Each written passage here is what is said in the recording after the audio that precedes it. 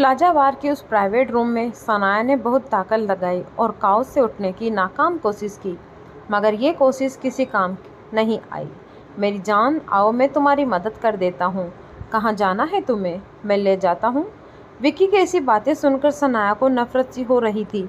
विक्की उसके पास आया और सनाया को खड़े होने के लिए सहारा देने लगा।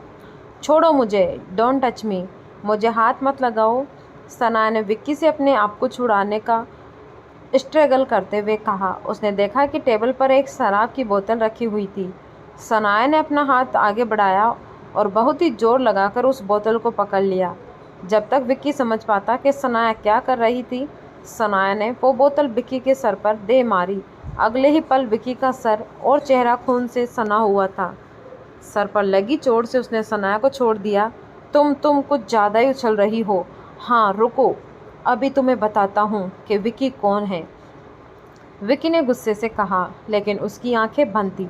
सनाया ने मौके का फ़ायदा उठाया और जाकर कोने वाले काउच के पीछे छिप गई। पता नहीं शौर्य ने मुझे क्या पिला दिया है, मेरा सर दर्द से फटा जा रहा है। एक बार इस बदमाश आदमी के चंगुल से निकल जाऊं, फिर उस शौर्य को देखती हूँ।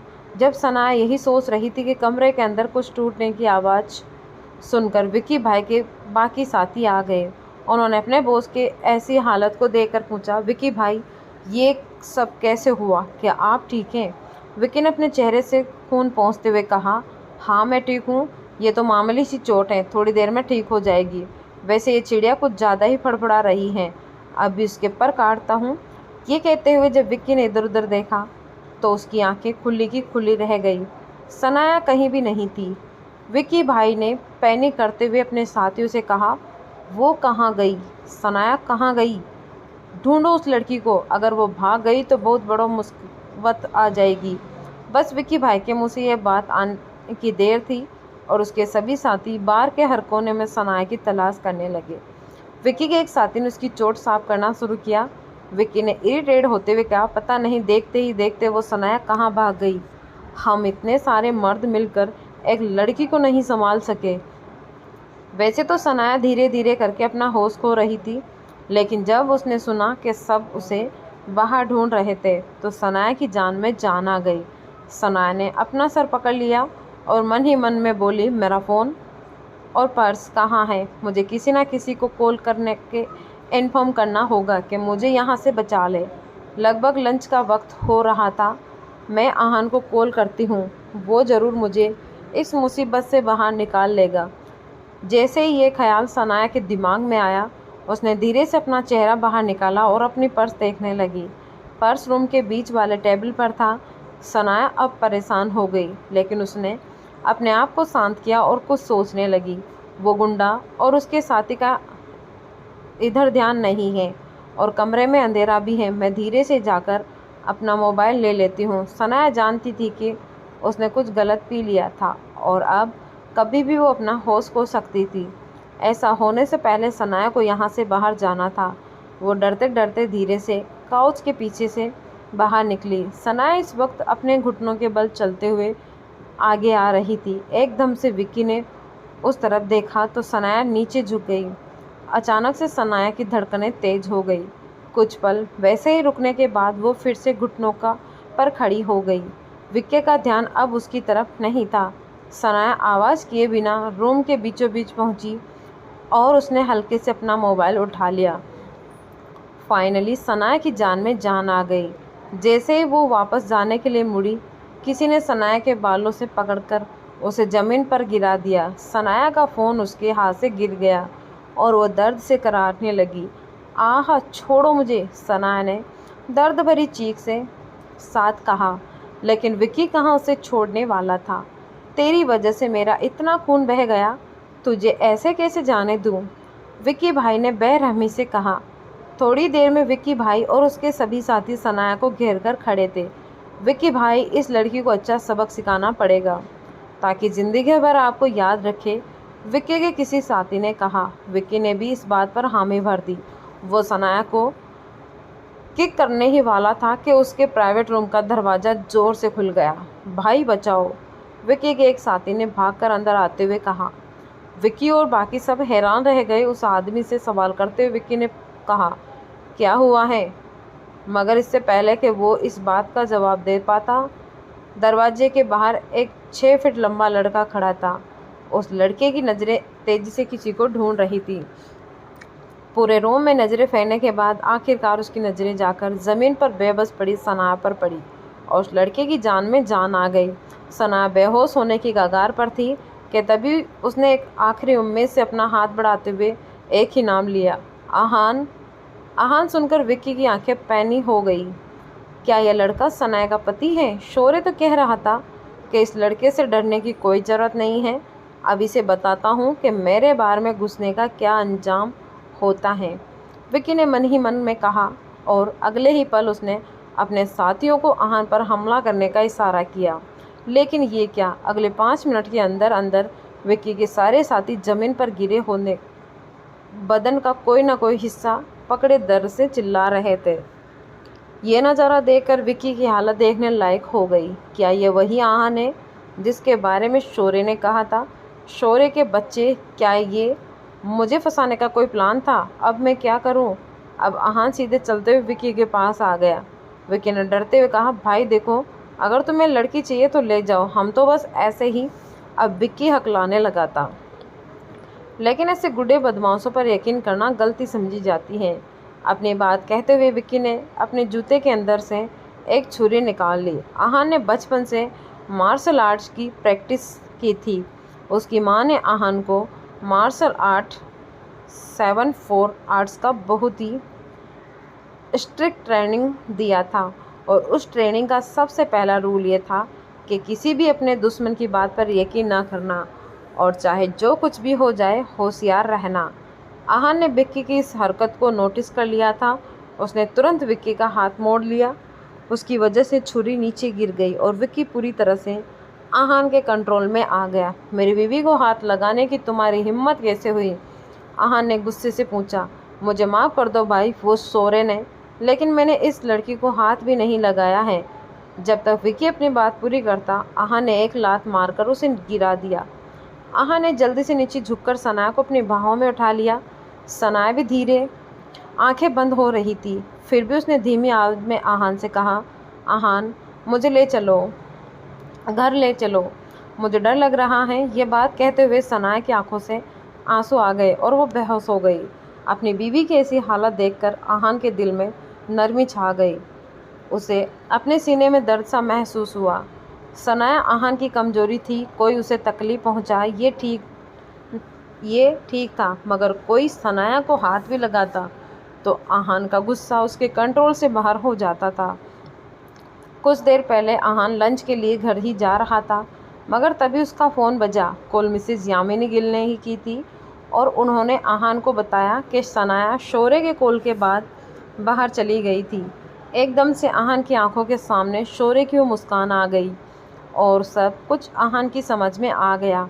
और बाद में जो हुआ, इस प्राइवेट रूम को देखकर उस बात का अंदाज़ा लगाया जा सकता था। सनाया मुझे माफ़ कर दीजिए, मैं सही वक्त पर नहीं आ पाया और आपको ये हालत हो गई, लेकिन अब मैं सब ठीक कर दूंगा, आहान ने मन ही मन में कहा और आंखों से गुस्से की जलती हुई आग लेकर विक्की की तरफ देखा। विक्की की सिट्टी पिट्टी गुल हो गई थी, मगर फिर भी उसने आखिरी उम्मीद से कहा, रॉकी मुझे बचा लो। मगर विक्की कहाँ जानता था कि जिस रॉकी के नाम के एक्सपर्ट बॉक्सर को वो बुला रहा था, आहान ने पहले उसे हरा दिया था। रॉकी अपनी टूटी हुई टांग लेकर प्राइवेट रूम के अंदर आ गया। बजाय कि वो अपने बॉस विक्की भाई से कुछ कहता, उसने आहान की तरफ देखकर सवाल किया, सर आप क्या चाहते हैं? यह मैटर शॉर्ट करने के लिए हमें क्या करना होगा? रॉकी एक बहुत ही होशियार बॉक्सर के साथ ही समझदार इंसान भी था। आहान की फाइटिंग स्किल को देखने के बाद वो जानता है कि हार मान लेना ही समझदारी का काम है। आहान ने भी पॉइंट पर आते हुए उससे कहा, इस आदमी ने मेरी बीबी को अपने गंदे हाथों से छूने की बारे में सोचा। रॉकी समझ गया कि आहान क्या चाहता था। उसने आहान से पूछा, राइट हैंड या लेफ्ट हैंड? आहान ने कुछ सोचा और बोला, राइट हैंड, जहाँ पर वो टाइगर टैटू बना है वही हाथ।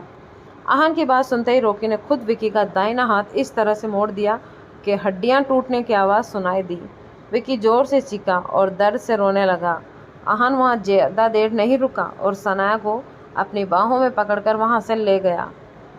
उन दोनों के वहाँ से जाने के बाद विक्की ने रॉकी से पूछा, उस लड़के से लड़ने के बजाय तुमने मेरा ही हाथ तोड़ दिया, ऐसा क्यों? क्या मैं इस बुज़दिली के लिए तुम्हें पैसा देता हूँ? विक्की भाई का गुस्सा होना जायज़ था, लेकिन जब उसने रॉकी की बात सुनी तो वो हैरान रह गया। भाई, अगर मैंने आपका हाथ खुद नहीं तोड़ा होता तो वो आहान हम दोनों को गला दबाकर चला जाता। अपनी जान बचाना ज़रूरी था या आपका हाथ? ये सुनकर विक्की की बोलती बंद हो गई। कुछ देर बाद आहान और सनाया के घर में। सनाया बेड पर लेटी हुई थी। आहान परेशान होकर सनाया की बंद आंखों की तरफ देख रहा था। 2 घंटे हो गए थे मगर अब तक सनाया को होश नहीं आया था। आहान ने घर वापस आते ही विक्रम रायजादा को कहकर डॉक्टर को बुला लिया था। डॉक्टर ने आहान से कहा था कि कुछ देर के बाद सनाया को होश आ जाएगा, लेकिन अब तक सनाया के चेहरे पर कोई बदलाव नहीं आया था। विक्रम, आप घर लौट जाइए, आपको काम होंगे, आहान ने विक्रम से कहा। रायजादा ने भी मना नहीं किया और जाते हुए आहान से कहा, यंग मास्टर, अगर आपको किसी भी चीज़ की ज़रूरत हो तो मुझे कॉल कर दीजिएगा। मिसेज यामिनी गिल अपने पति शेखर गिल का ख्याल रखने के लिए आज रात हॉस्पिटल में ही रहने वाली थी, इसलिए आज घर में बस आहान और सनाया ही रह गए। आहान ने परेशान होकर सनाया का हाथ पकड़ लिया और उससे कहा, आई एम सॉरी, मैं आपका ख्याल नहीं रख पाया और आपको इतनी बड़ी मुसीबत का सामना करना पड़ा। पता नहीं अगर मैं सही वक्त पर वहाँ नहीं पहुँचता तो क्या हो जाता। सौर्य को मैंने आपका भाई समझकर नज़रअंदाज किया, लेकिन अब उसकी हिम्मत बढ़ती ही जा रही है। आप एक बार ठीक हो जाए तो मैं उस सौर्य को भी देख लूँगा, आहान ने सनाया से कहा। तभी सनाया की शांत पलकें हिलने लगी और सनाया को होश आ गया। आहान ने उम्मीद से सनाया की तरफ देखा और उससे मुस्कुरा के सवाल करते हुए कहा, आप जाग गई? अब आपको कैसा लग रहा है? क्या आप ठीक हैं? सनाया ने कुछ नहीं कहा और बस हाँ में सिर हिला दिया। वो आहान को घूरने लगी। आहान ने कुछ सोचा और सनाया से कहा, क्या आप उठकर बैठना चाहती हैं? मैं आपकी मदद कर देता हूँ। आहान की बात सुनकर सनाया ने सहारे के लिए उसका हाथ पकड़ लिया और उठकर बैठ गई। आहान ने सनाया के पीछे तकिया लगाया, मगर जब वो वापस सही से खड़ा होना चाहता था, सनाया ने उसे गले लगा लिया। आहान सनाया की इस हरकत से दंग रह गया। उसने सनाया से सवाल करते हुए कहा, सनाया, क्या हुआ है? आप ये क्या कर रही हैं? आहान के इस सवाल का जवाब देते हुए सनाया ने उसे छोड़ा और उसकी आंखों में आंखें डालकर बोली, हबी, मैं डर गई थी, लेकिन अब जब मैं तुम्हारे साथ हूँ तो मुझे कोई डर नहीं है। अपने आखिरी शब्द कहते हुए सनाया किसी छोटे बच्चे की तरह मुस्कुरा रही थी। ये देखकर आहान का दिल पिघल गया। आहान ने सनाया को गले लगा लिया और बोला, मैं हमेशा आपके साथ हूँ, अब आपको डरने की कोई ज़रूरत नहीं है। ये सुनकर सनाया को अलग सी राहत मिली, मगर अगले ही पल सनाया ने जो कहा उसे सुनने के बाद आहान बेचैन होने लगा। सनाया ने आहान से कहा, हबी, मेरी ड्रेस चेंज कर दो ना। सनाया को क्या हो गया था? अब आहान क्या करेगा? हबी, मेरी ड्रेस चेंज कर दो ना, सनाया ने कुछ अजीब से अंदाज में कहा। अपनी कुकड़ी रहने वाली बीबी की कही ये बात सुनकर आहान की हैरानी का ठिकाना नहीं रहा। आहान को कुछ तो गलत लग रहा था, इसलिए उसने सनाया से सवाल करते हुए कहा, हबी, आपने मुझे हबी बुलाना कब से शुरू कर दिया और आप चाहती हैं कि मैं आपकी ड्रेस चेंज करने में मदद करूं? आहान के सवालों को सुनकर सनाया ने उसे घूरकर देखा और बोली, ये कैसा सवाल है? तुम हबी हो तो अभी ही बुलाऊंगी ना, और अपनी वाइफ की ड्रेस उतारने में प्रॉब्लम ही क्या है? सनाया की कही बात गलत तो नहीं थी, लेकिन आहान ऐसे कैसे कर सकता था?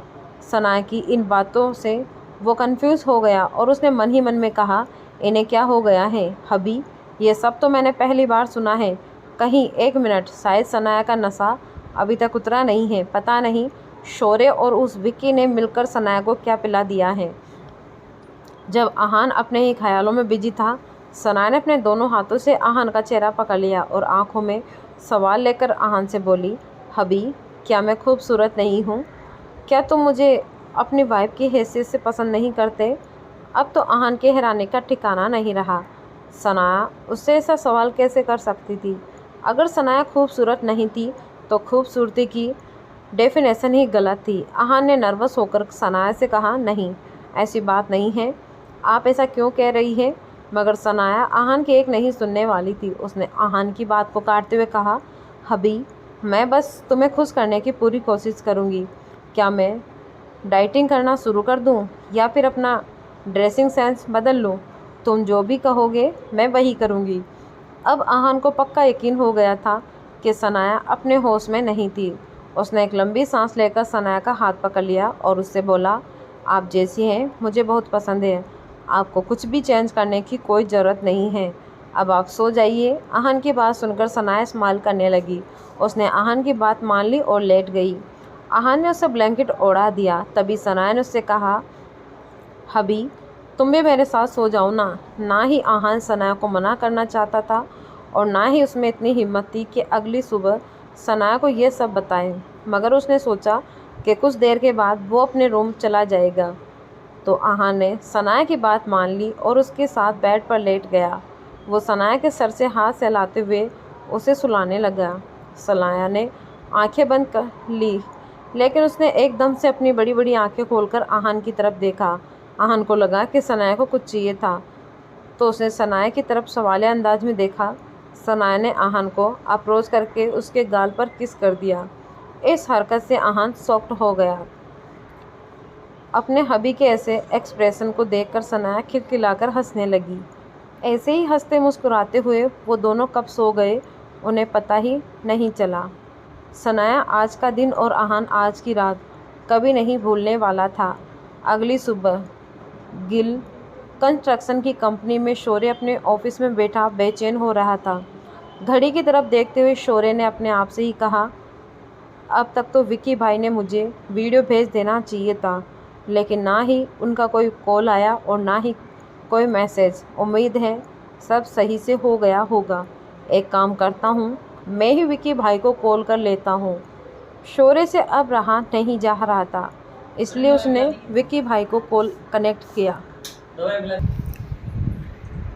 बहुत देर तक बजने के बाद भी उसने कोई जवाब नहीं दिया, तो शौर्य ने एक बार फिर से कोशिश की। दूसरी तरफ शिमला के एक बड़े से हॉस्पिटल के अंदर जब विक्की भाई ने देखा कि शौर्य गिल उसे कॉल कर रहा था तो उसे गुस्सा आ गया। पहली बार आए हुए कॉल को तो विक्की भाई ने अवॉइड कर दिया, लेकिन फिर रॉकी ने अपने बॉस से कहा, विक्की भाई, इस मैटर को अपनी तरफ से ख़त्म कर दो। एक बार बात करके डील ख़त्म हो गई है, ये बता दो। बिना वजह इस मामले में फंसना हमारे लिए ख़तरनाक साबित हो सकता है। रॉकी की बात सही थी। विक्की ने इस बारे में सोचा। एकदम से उसकी नज़र अपने दाहिने हाथ की तरफ गई। उस हाथ पर बड़ा सा फ्रैक्चर लगा हुआ था। विक्की भाई ने मन ही मन में कहा, नहीं नहीं, एक हाथ टूट गया है उतना ही बहुत है। मैं अपना दूसरा हाथ भी टूटा हुआ नहीं देख सकता। ये सोचने के बाद विक्की भाई ने बज रहे कॉल को उठा लिया और कहा, देखो गिल साहब, यह डील ख़त्म हो गई है। ये सुनकर शौर्य की आंखें चमकने लगी। उसने एक्साइटेड होते हुए कहा, इसका मतलब आपके पास वीडियो तैयार है। ये सुनकर विक्की भाई का मुंह बन गया। उन्होंने अपनी बात को एक्सप्लेन करते हुए कहा, डील ख़त्म से मेरा मतलब ये था कि काम नहीं हुआ, ना वीडियो बना और ना ही मेरे और उस लड़की के बीच कुछ हुआ। एक ही पल के अंदर शौर्य के पैरों तले ज़मीन सरक गई। मगर ऐसा कैसे हो गया? जवाब में विक्की भाई आहान का नाम लेकर शौर्य को खरी खोटी सुनाने चाहते थे, मगर उन्हें इस बात का भी डर था कि उनका दूसरा हाथ भी नहीं टूट जाए। तो इसलिए उन्होंने बहाना बनाते हुए कहा, पुलिस आ गई थी इसलिए काम नहीं हो पाया और अब से हमारे बीच कोई भी डील नहीं होगी। विक्की भाई ने अपना फैसला सुना दिया और फ़ोन रख दिया। शौर्य हक्का बक्का रह गया था। अब तो वे ये सोचने लगा कि इस सिचुएशन से अपने आप को बाहर कैसे निकाला जाए। विक्की भाई को आखिरकार राहत मिल गई कि उसकी जान बाल बाल बच गई थी।